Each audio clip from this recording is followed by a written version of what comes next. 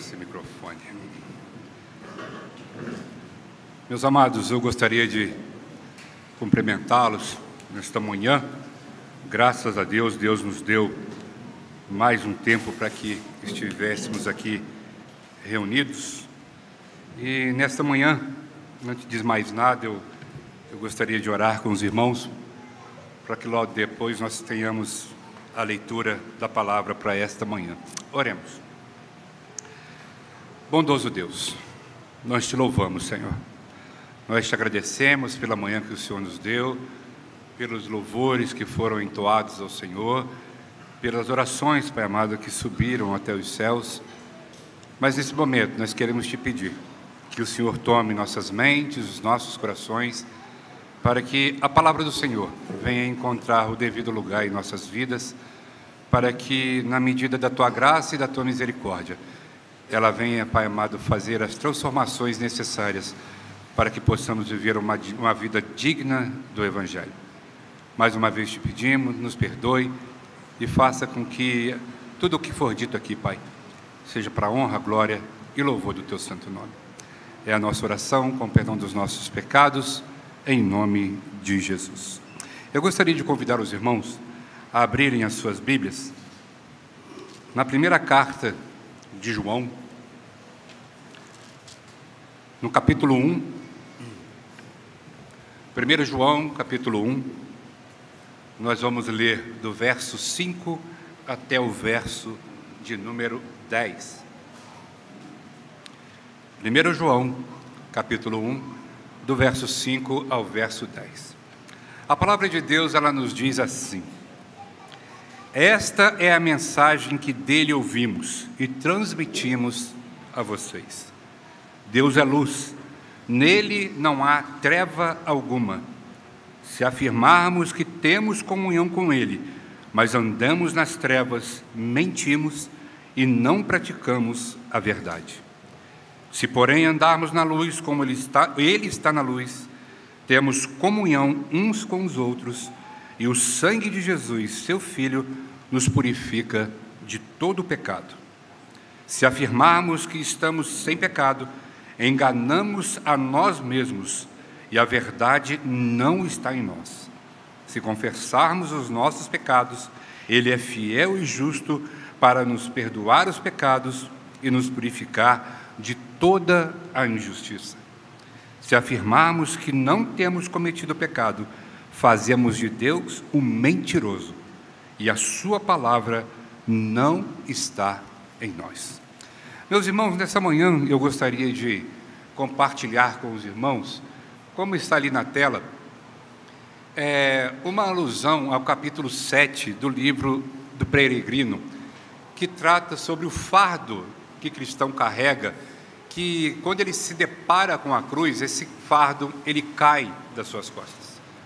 E nós vamos ver não só o desdobramento do fardo ter caído, mas aquilo que leva o cristão a encarar a cruz de Cristo e ter esse fardo tirado das suas costas. Então eu gostaria nessa manhã de compartilhar com os irmãos o sermão Transformados pela Cruz. Eu espero que ao final desse sermão a gente possa entender que só há uma maneira do ser humano ser transformado.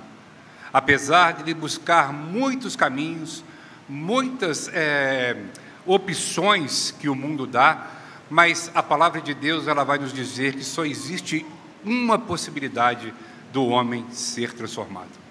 E essa possibilidade é a cruz de Cristo. Por tudo que nós já cantamos aqui nessa manhã, por tudo que nós já lemos aqui nessa manhã, tudo aponta para a cruz de Cristo. Então, sendo assim, eu gostaria primeiro da gente se situar na questão dessa carta de João. O que está acontecendo aqui nesse momento? João, a princípio, ele não endereça essa carta a uma igreja específica. Se você voltar um pouco nos versículos iniciais dessa carta, você vai ver que ele não faz como o apóstolo Paulo, Pedro. No início de suas cartas, ele endereça essa carta a alguém.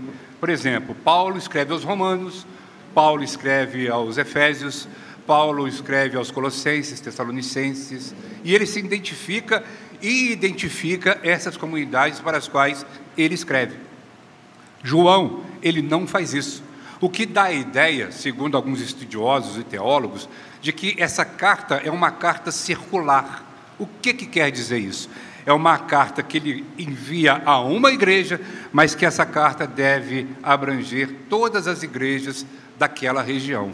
E por que João faz isso? Não endereça somente a uma igreja específica, porque neste momento aqui dessa carta, nesse momento da igreja primitiva, a igreja ela tem sido atacada por uma ideia ainda embrionária, que logo depois ela vai se desenvolver, e nós vamos ver até os dias de hoje, que é uma ideia gnóstica.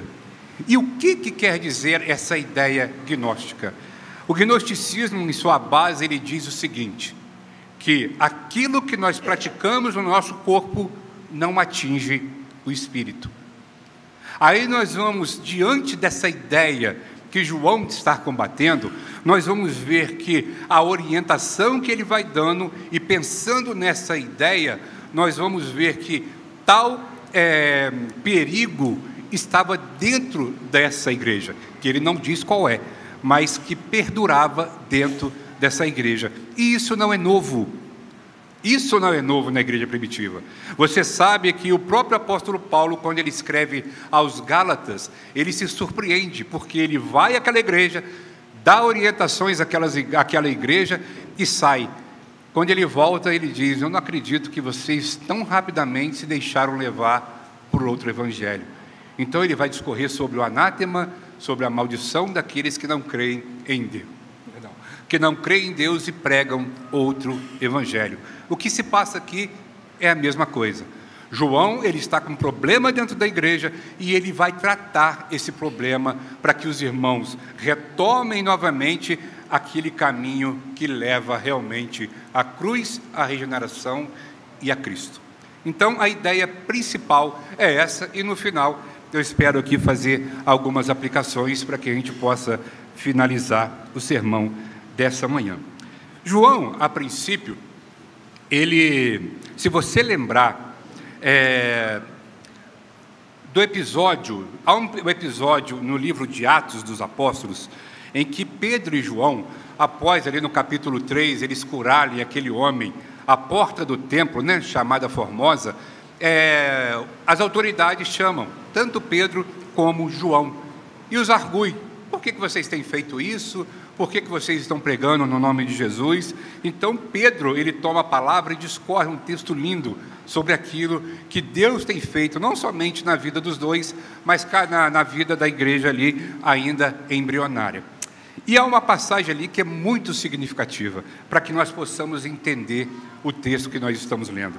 A certa altura daquela passagem, meus irmãos, as autoridades chamam João e Pedro num canto e falam assim: olha, nós vamos liberar vocês, porque eles tinham medo de açoitá-los, de castigá-los, e a multidão se insurgir contra as autoridades. Então eles chamam eles no canto e dizem assim: olha, nós vamos liberar vocês, mas sobre uma condição: parem de pregar nesse nome, porque vocês têm causado transtorno na cidade. Pedro então e João tomam a palavra e diz assim: nós não podemos deixar de pregar aquilo que nós temos visto e ouvido. A ideia do texto que nós separamos nessa manhã é exatamente essa.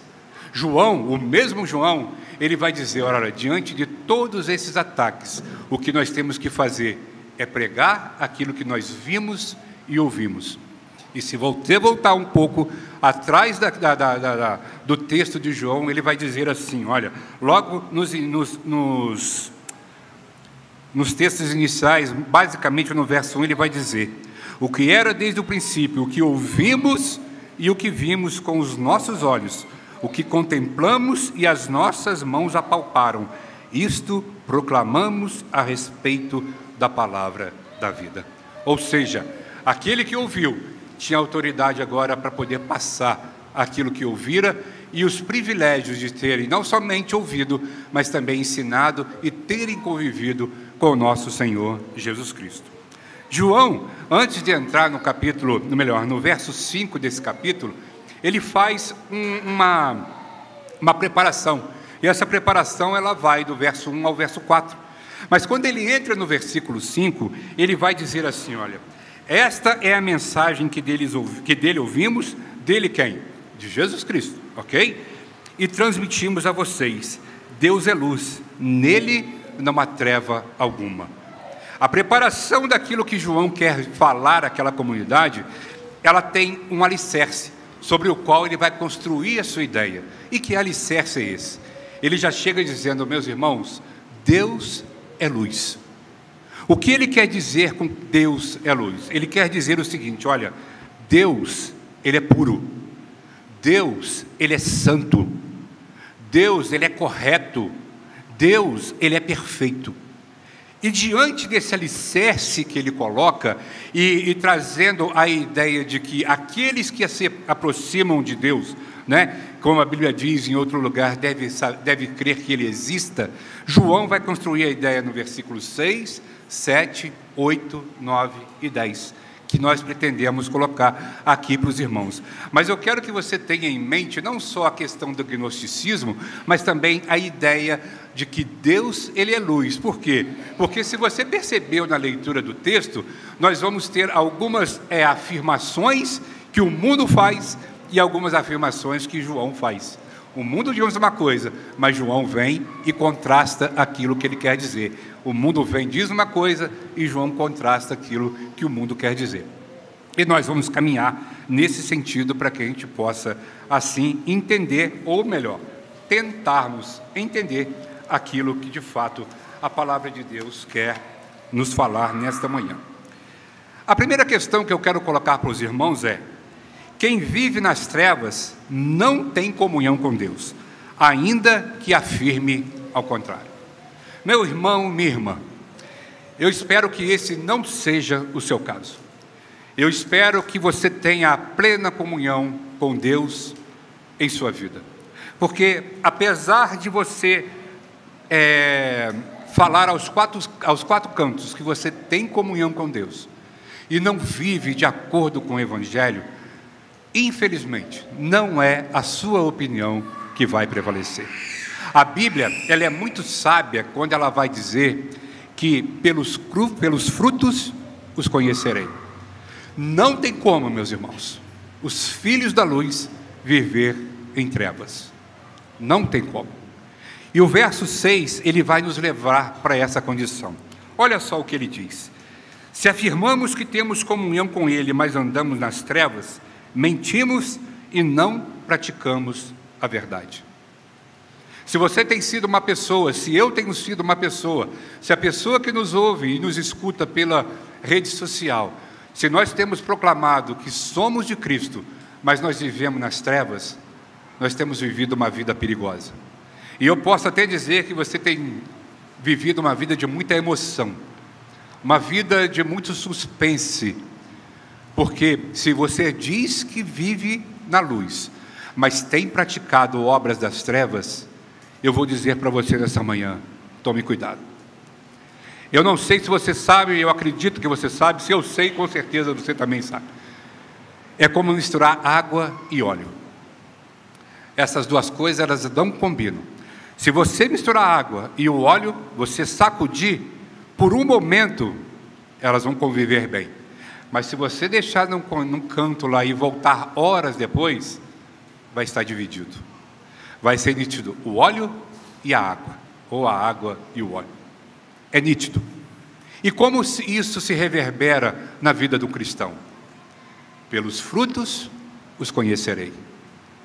Então, meus irmãos, o que nós temos que ter em mente nesta manhã, que não é o fato de nós estarmos aqui pregando, não é o fato de nós estarmos aqui cantando, não é o fato de nós estarmos sentados na plateia de uma igreja, e não é o fato de nós carregarmos um livro preto, que hoje não é somente preto, né? Tem azul, tem marrom, tem rosa, mas não é isso que vai caracterizar que nós somos crentes em Cristo Jesus. O que vai caracterizar a nossa vida como crentes é nós andarmos na luz do Evangelho. E sabe por que João ele chama a atenção para essa questão da luz? Porque a luz, ela revela a minha obra e a sua obra. Eu disse aqui hoje de manhã na oração, e vou repetir para aqueles que não puderam ouvir, e confirmar aqueles que já ouviram. Eu tenho orado no seguinte sentido. Nós somos repletos de medos. Vê se não é assim que acontece com a gente. Você comete um pecado. A primeira sensação que você tem é lógico, se você é um crente, é de tristeza, afastamento de Deus. Mas uma coisa que rodeia o seu pensamento e o seu coração é o medo de você ser descoberto do pecado que você cometeu. Porque a luz o revela. Nós sabemos disso. A minha oração tem sido no sentido que o mesmo medo que eu sinto quando peco, eu tenho pedido a Deus que seja o medo que eu tenha de pecar, para que eu evite o pecado. Senhor, quando eu estiver diante de um pecado, me dá medo de pecar, não medo de ser descoberto pelo pecado. Porque quando João, ele diz aqui que Deus é luz, aqueles que se achegam diante de Deus, revela de fato quem são. E foi isso que aconteceu com o peregrino, foi isso que aconteceu com o cristão. Quando ele se depara com a cruz, não tem outra coisa acontecer, meus irmãos. Quando nós olhamos de fato para a cruz e confessamos o nosso pecado, porque eu tenho aqui anotado aqui na minha Bíblia, alguém que tenha dito o seguinte: confessar é dizer o óbvio. Confessar é reconhecer que nós somos pecadores. Isso é óbvio.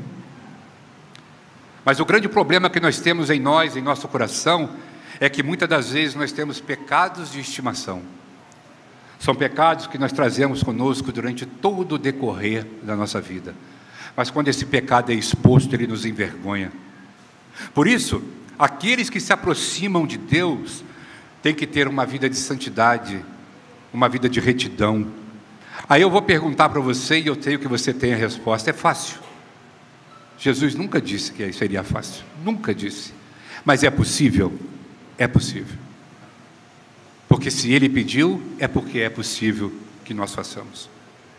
Então, quando Ele diz para nós assim, olha, Deus é luz, Ele está dizendo, olha, se você quer se aproximar de Deus, se de fato você quer se aproximar da cruz de Cristo, você tem que se aproximar de mãos limpas. Porque o seu pecado, se você não o confessar, ele vai ser revelado. Essa é a primeira coisa que João trata para nós nesta manhã. Ele diz o seguinte: se afirmarmos que temos comunhão com Ele, mas andamos nas trevas, mentimos e não praticamos a verdade. Nós devemos tomar cuidado com aquilo que nós temos visto, aquilo que nós temos pensado, falado. Nós temos que tomar cuidado com a intenção do nosso coração, aquilo que tem de fato motivado a nossa vinda à casa do Senhor, o que de fato tem motivado as nossas orações, porque tudo isso, meus irmãos, pode ser algum ídolo que eu e você temos cultivado em nosso coração. E o verdadeiro sentido, a verdadeira motivação que tem nos levado a buscar a Deus, a vir à igreja, a orarmos, em último caso, que se trata realmente de uma adoração perfeita e de uma oração que Deus se agrade dela. Vamos nos colocar diante de Deus, meus irmãos, como se todas as coisas estivessem nuas e patentes diante de nós. Não vamos ficar cozendo folhas de figueira para esconder o nosso pecado, como fez o primeiro casal.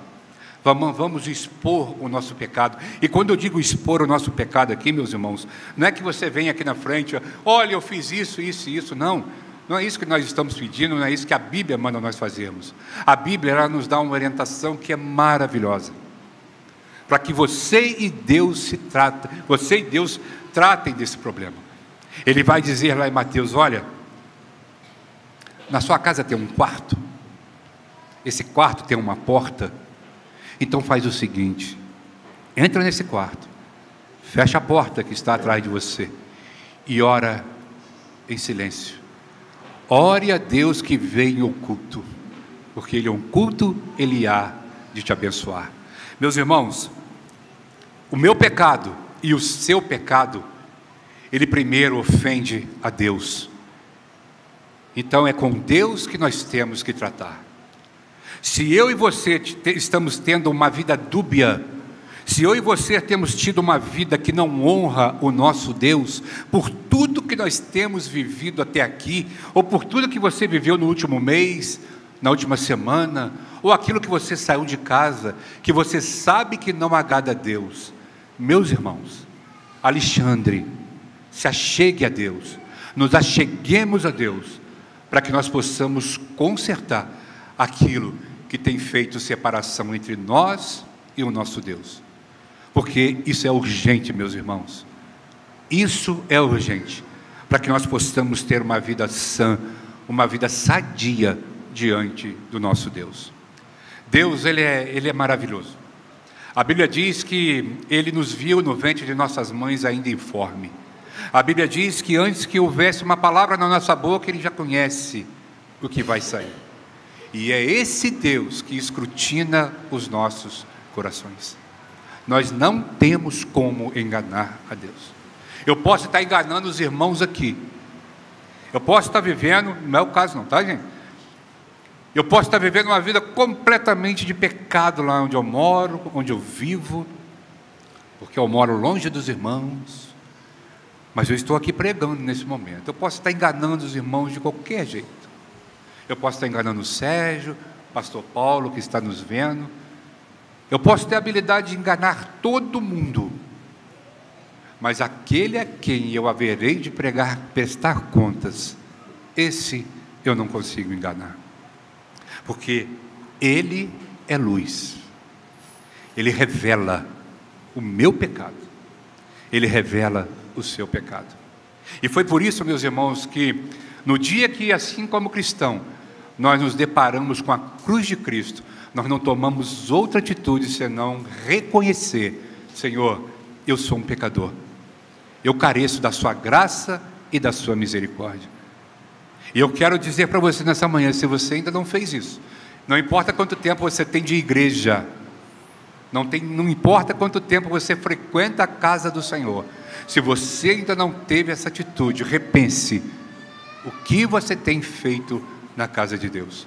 E que essa manhã possa ser uma manhã de reconhecimento do seu pecado e daquilo que você tem feito e eu tenho feito, que tem desagradado ao nosso Deus. Seguindo, meus irmãos, João, ele vai contrapor aquilo que nós acabamos de ler.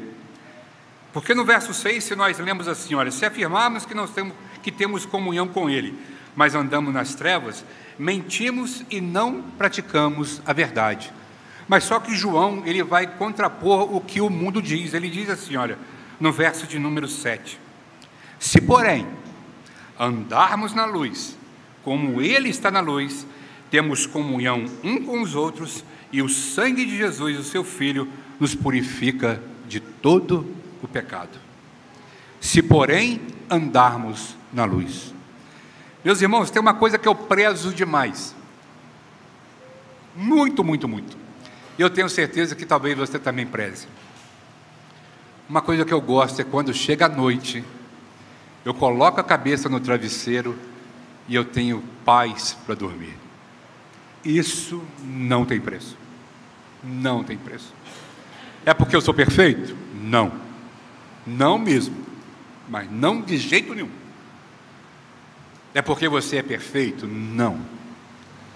Mas é porque nós andamos na luz. Você entende?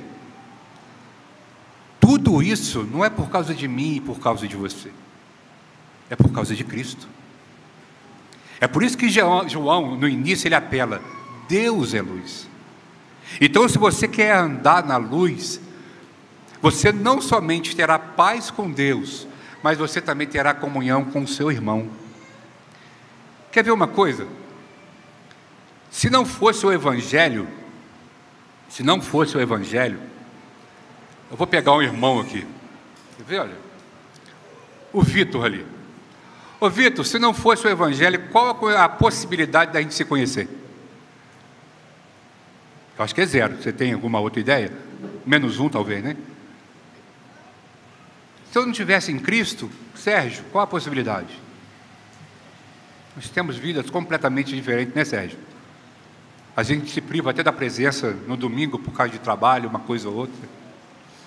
Mas o Evangelho, meus irmãos, ele tem esse poder de fazer com que pessoas que nunca tiveram amizade anterior, uma pessoa que nunca tiveram convivência na infância, juventude, adolescência, para alguns aí, né, velhice, alguns que ficam nessa região aqui, cuidado aí, Sérgio, não é de pegar aí. A gente nunca teve esse contato, mas o Evangelho, ele é poderoso para fazer isso, para fazer com que eu tenha comunhão com a Esther, que eu tenha comunhão com a Leila, com a Celina, que eu tenha comunhão com o Igor, com o seu Aloísio. Sabe por quê, meus irmãos? Porque tanto eu quanto vocês andamos na luz. Você tem um colega que é desbocado? Todo mundo tem, né? Todo mundo tem.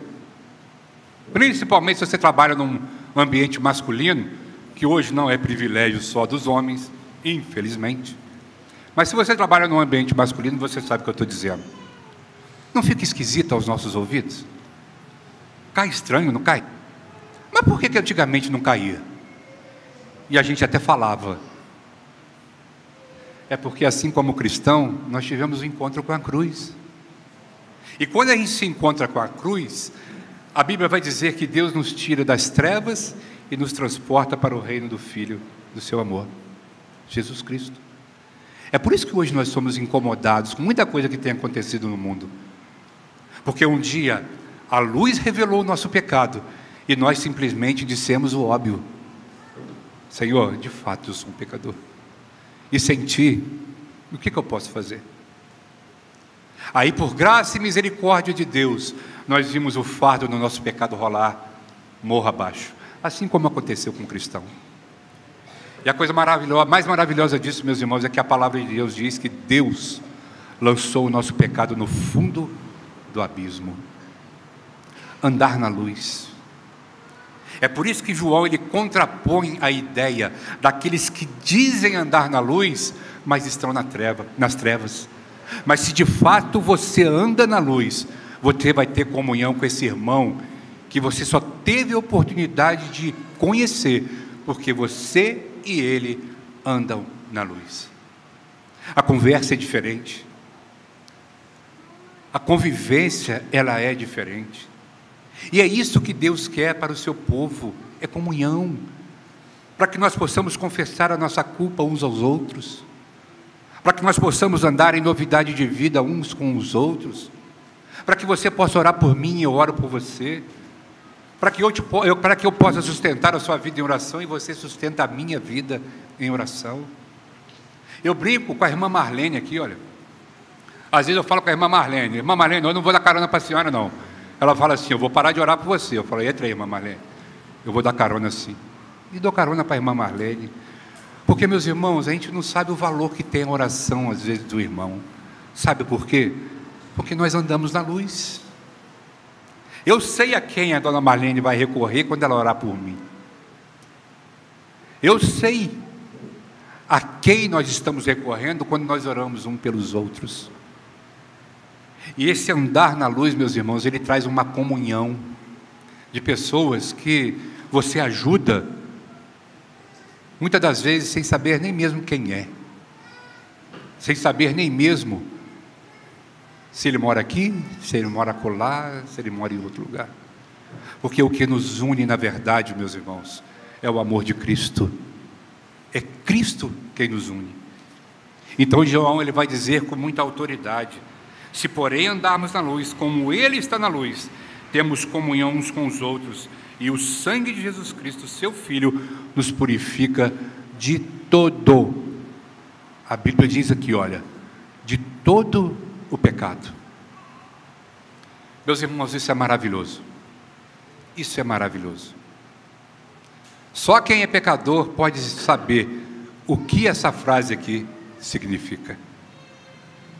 O sangue de Jesus Cristo nos purifica de todo o pecado. Não importa que pecado seja, meu irmão, minha irmã. Não importa o que você tem feito, contra qual pecado você tem lutado. E eu espero que você tenha lutado com ele, para que você seja livre desse pecado. que você o abandone. Porque, meus irmãos, o pecado, ele precisa ser notado, combatido e deixado. Essa é a rota que nós temos que ter contra o pecado. O seu pecado, ele foi detectado? Joia. Ele precisa ser combatido e abandonado. Aqui a Bíblia diz que aquele que confessa os seus pecados e os deixa, alcançará misericórdia. O sangue de Jesus Cristo, seu Filho, nos perdoa de todo o pecado. É por isso, meus irmãos, que nós vamos poder chegar diante daquele grande trono, aquele trono onde Deus estará sentado julgando as nações, e com privilégio nós poderemos ouvir a doce voz do nosso Senhor: vinde benditos de meu Pai, herdai para vós o reino que está preparado desde a fundação do mundo. Que doce voz, meus irmãos, será ouvir isso. Que grande alegria tomará conta do nosso coração quando nós nos depararmos com o Senhor dos Senhores e pudermos adentrar os portões celestiais.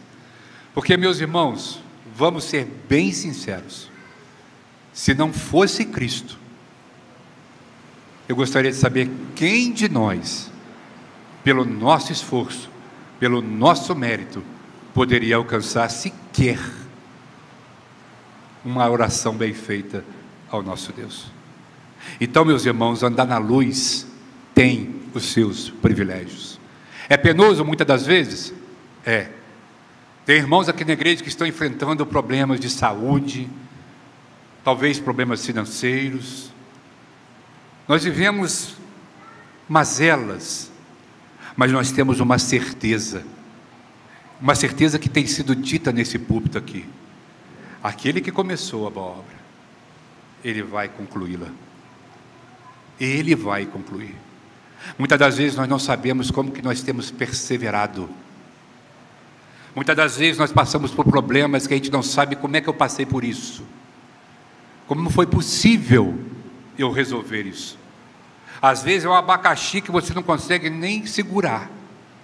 Mas quando você olha para trás, você vê: meu Deus, se não fosse o Senhor, não seria resolvido. Ser cristão, meus irmãos, tem os seus privilégios.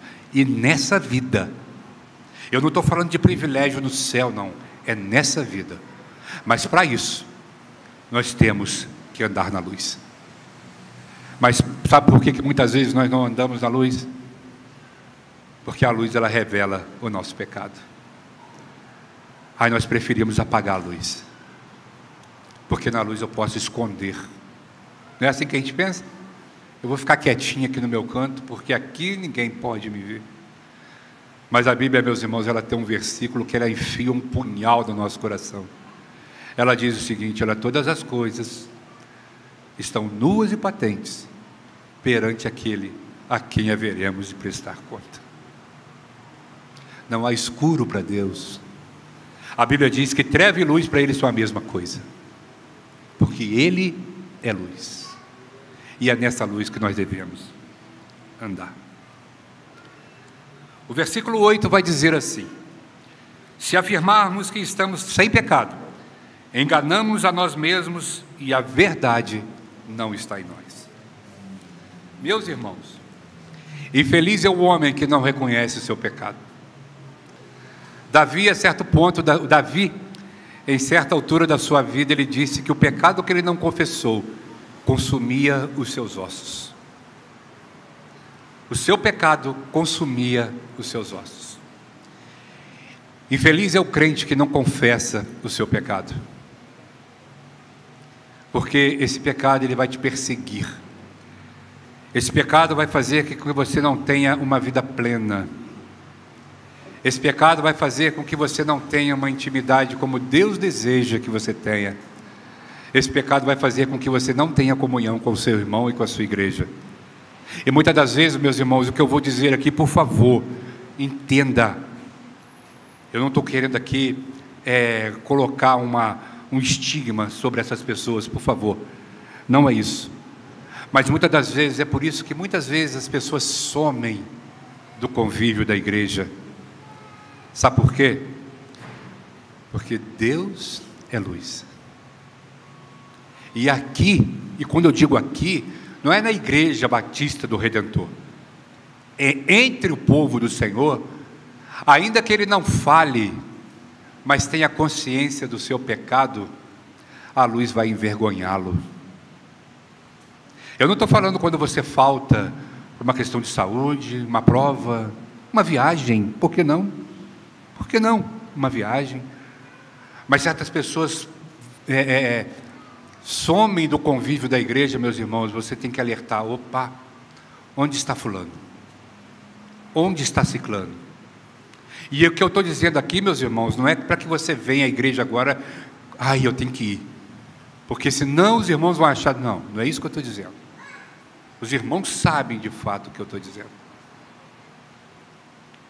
Então vamos tomar cuidado, vamos ter esse olhar clínico dentro da igreja, porque quando nós não reconhecemos, meus irmãos, os nossos pecados, a Bíblia diz que nós estamos enganando a nós mesmos. Pecado, meus irmãos, é para ser confessado, porque senão ele se torna um monstro na minha vida e na sua vida.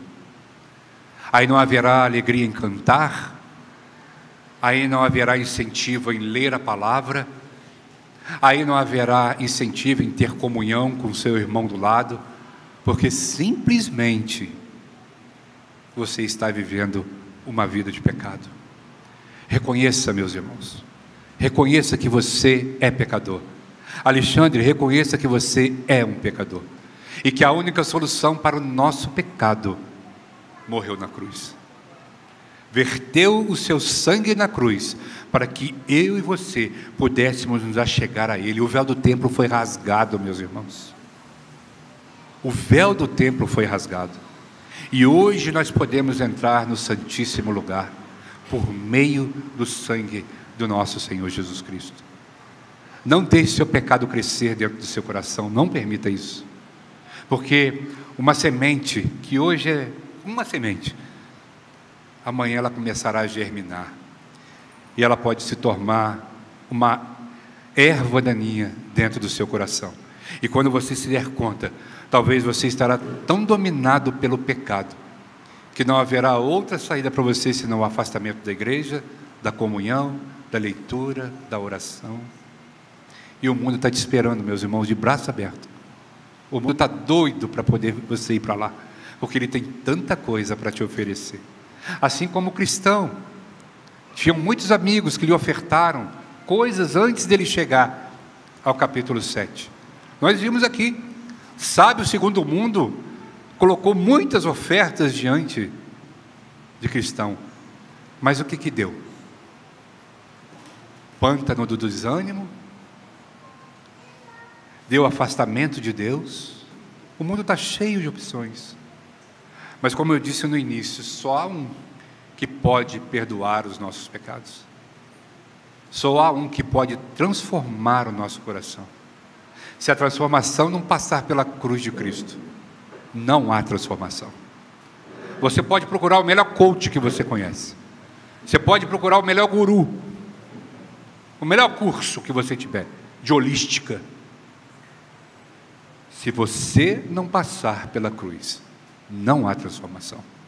Só Cristo pode nos transformar. No versículo 9, João contrapõe isso que ele está dizendo aqui. E o que ele disse? Se afirmarmos que estamos sem pecado, enganamos a nós mesmos e a verdade não está em nós. Mas no verso 9 ele vai dizer: se confessarmos os nossos pecados, Ele é fiel e justo para perdoar os nossos pecados e nos purificar de toda a injustiça. Meus irmãos, apesar de você estar olhando para o Alexandre aqui, e eu não vou pedir para você olhar para o lado, não vou pedir nada disso. Olha só para mim. Não foi isso que Deus fez com o Alexandre? Fala a verdade.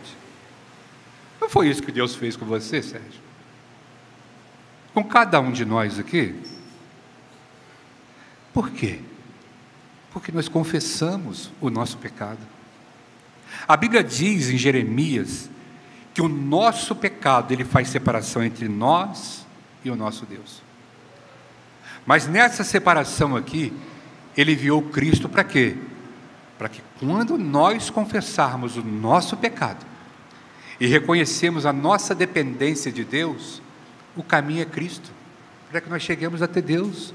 É por isso que nós estamos aqui.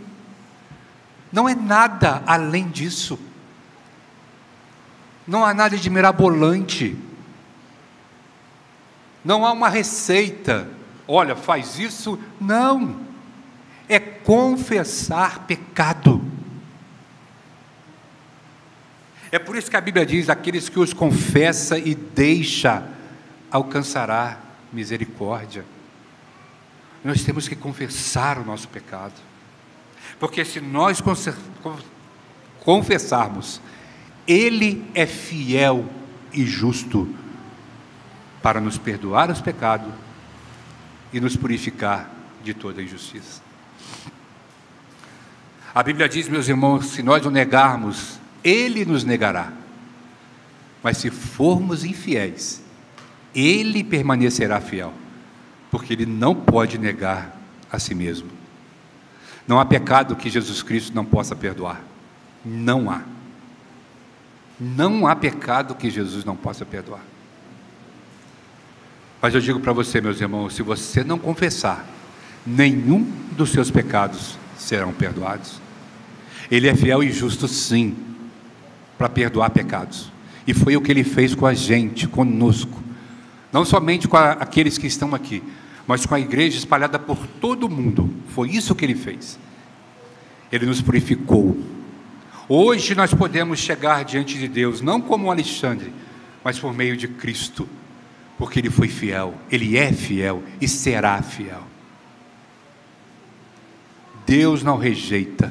A Bíblia diz: aquele que vem a mim, eu não lançarei fora. E ninguém vai poder arrebatar das minhas mãos, ninguém. Nós não vamos citar aqui, mas Romanos 8, os versos finais você conhece, eu conheço. Nada poderá nos separar do amor de Deus que está em Cristo Jesus, o nosso Senhor. E nós finalizamos, meus irmãos, com o verso de número 10, que diz assim: se afirmarmos que não temos pecado, que não temos cometido pecado, fazemos de Deus um mentiroso, e a sua palavra não está em nós. Se eu e você, ou qualquer outra pessoa, dissermos, como o apóstolo está dizendo aqui, que não temos cometido pecado, o que ele está dizendo aqui é tão grave, mas tão grave, que eu não sei se é proposital, mas ele não coloca o contraponto depois. Termina aqui. Em todas elas você percebeu: se você fizer isso, tem um contraponto. Se você fizer isso, tem um contraponto. No verso 10 não tem. Sabe por quê? Porque ele está dizendo aqui que se nós dissermos que não temos pecado, nós estamos acusando Deus de mentiroso. Sabe o que nós estamos fazendo? Nós estamos igualando Deus ao diabo. Quando nós não reconhecemos o nosso pecado, é isso que nós fazemos com Deus. Nós fazemos dele um grande mentiroso. E nós sabemos quem é o pai da mentira. Nós sabemos as consequências da mentira. Começou lá no Éden. A consequência da mentira começou lá no Éden. Mas a consequência da salvação também começou lá. Porque lá foi feita a promessa de que o filho da mulher pisaria a cabeça da serpente. E é esse filho da mulher que nós temos que honrar, que nós temos que glorificar. Se você não tem admitido o seu pecado, meu irmão, você tem cometido um pecado muito mais grave. Você e eu temos comparado o nosso Deus com o diabo. E não pense que isso vai passar a largo.